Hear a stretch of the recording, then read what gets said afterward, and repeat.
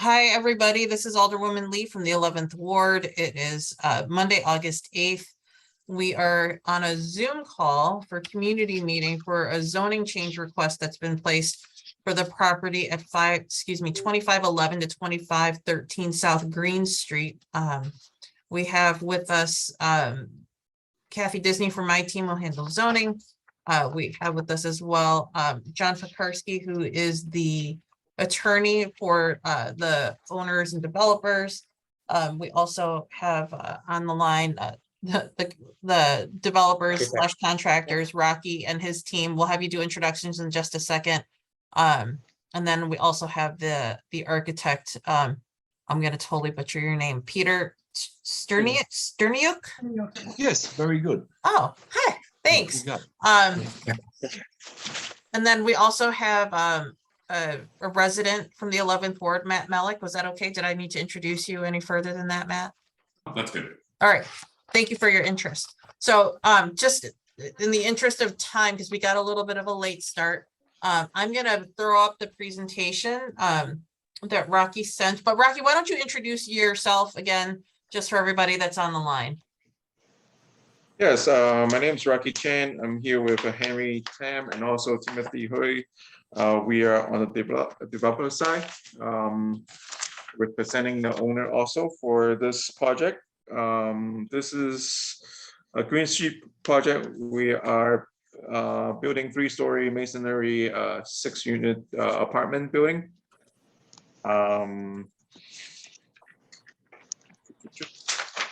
Okay. So I think structure-wise, I think Peter has more better presentation than me. Let's start out with what we're talking about. This property is currently zoned M12. It's a very difficult piece of property because it has several angles to it, and it is surrounded by 3 alleys. The property is much too small to build anything to the M12 zoning district criteria, and you couldn't use it anyway. It's a side street that is actually meant to be residential. The client has 2 lots here. The first lot measures 27 by 109, and that would be at 2511 South Green.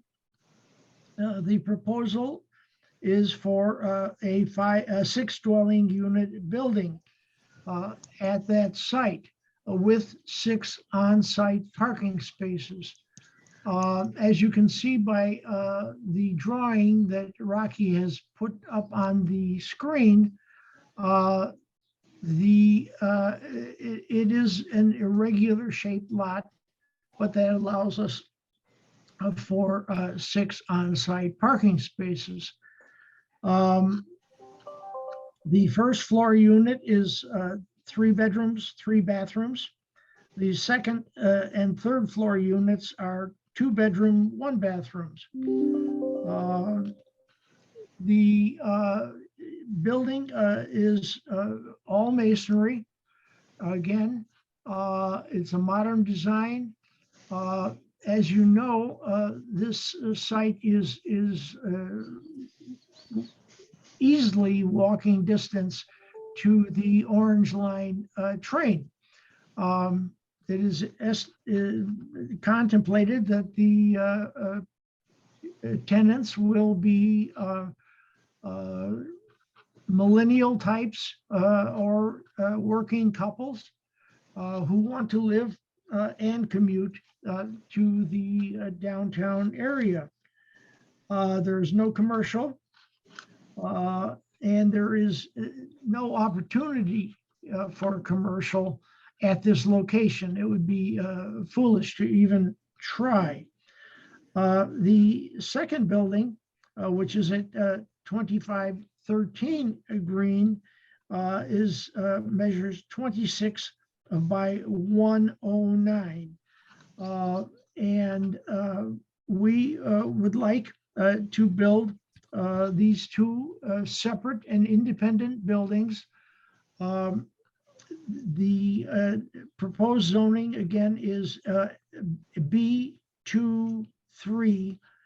The first floor is duplex to the basement in each of the buildings. And then it's simplex and simplex above. Peter, is there anything that I've omitted? No, you're doing very well. We have a 6-unit and a 5-unit. And the bottom units are duplexes with the basement, and they're 3-bedroom. And the upper units are 2-bedroom, 1-bath, with the exception of the top floor at 2513, which is also a 3-bedroom. So did you say there were 5? There were 5 total units between the 2 buildings? No. There's 6 and 5. 6 units at 2511. 6 and units at 2511. Sorry, and this is I'm looking at the renderings the wrong way. Should I go to a next slide here? Would that be better? It could be. No, that's, Yeah, it shows the floor plans here. Okay. anyway, it's 5 units at 2513 and 6 units at 2511. And that's largely driven also by the parking. We can provide 5 on-site parking spaces at 2513, and we can provide 6 on-site parking spaces at 2511. This is basically a side street. You're probably all familiar with, more familiar with it than I am. The site is, as I said, easily walkable to the orange line. With that, I think we can stand for questions if the alderperson or Matt have any questions. And now I don't know that I heard you mention this, and I apologize if you did. How are these going to be? Are these rental units? Are these condos? What are we Again, building these for? Again, they're meant to be rental units. Rental units. So Rocky and team, you guys are going to keep these and just rent them out. Is that the case? Or are you trying to sell them as for rentals? The owner is gonna keep it as a rental unit. Okay. And then what are you guys looking at? Are there any affordable units in this at all? Or are these all market, are these all intended to be market rate housing? These are all market rate housing. Yeah, it's not required by the affordable. We don't meet the criteria that would trigger affordable as well.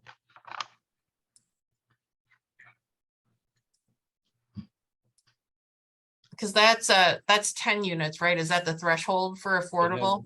Correct. But there's 2 buildings, 2 separate buildings. And these are 2 separate buildings, 106 and 105.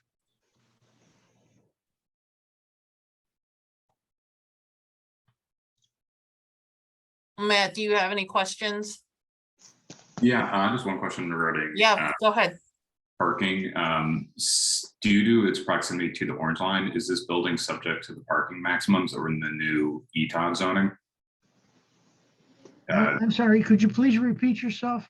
Sorry, I think I said a bunch of jargon. I was not sure if this building, because it's within the Todd zoning area, since it's so close to a transit stop, is it eligible to have 1 parking unit or 1 parking spot per unit? I was under the assumption that buildings that are this close to train stops would be limited to half a parking spot per unit.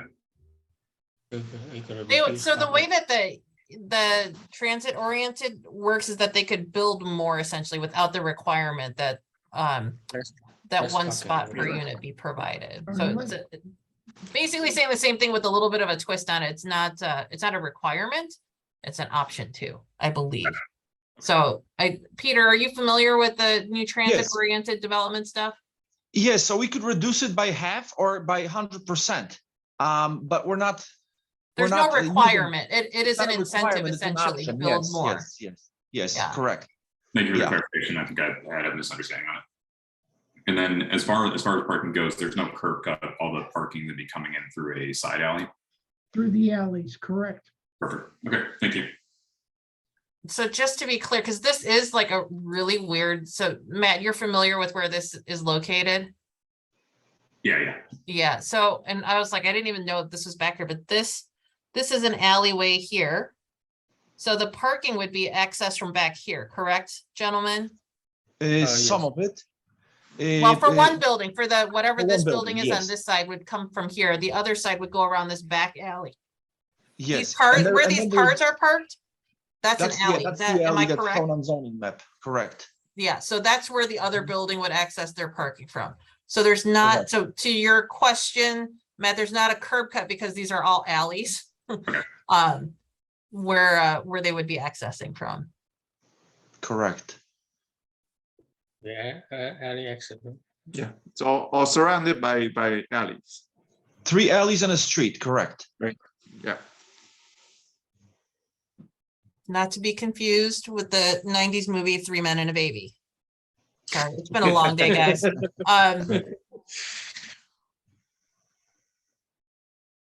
Matt, do you have any other questions? No further questions. All right, if there are no further questions, I asked my question about the affordable units piece of it. I have to get clearance. I mean, so you guys don't fall under this because you're building two buildings. And That's I'll correct. just note, I mean, that you're getting around that by having 2 buildings, and that's obviously your choice to do. It would have been great if we had some affordable units over here so close to transit as well, but I'm glad that there's going to be something done potentially with this piece of unused property so close to the transit that's just kind of been sitting back there.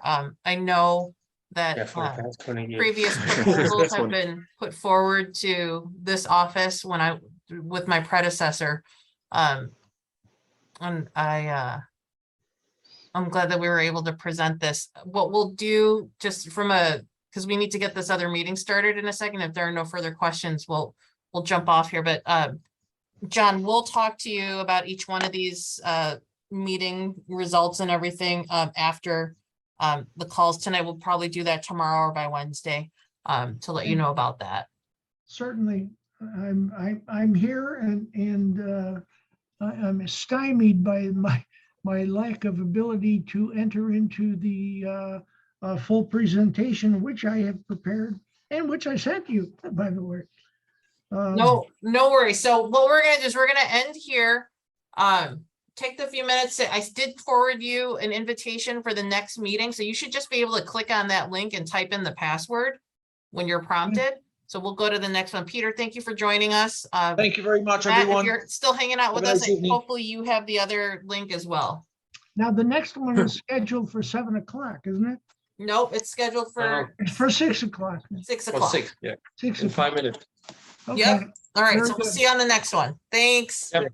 Thank you. Thank you. Mhm.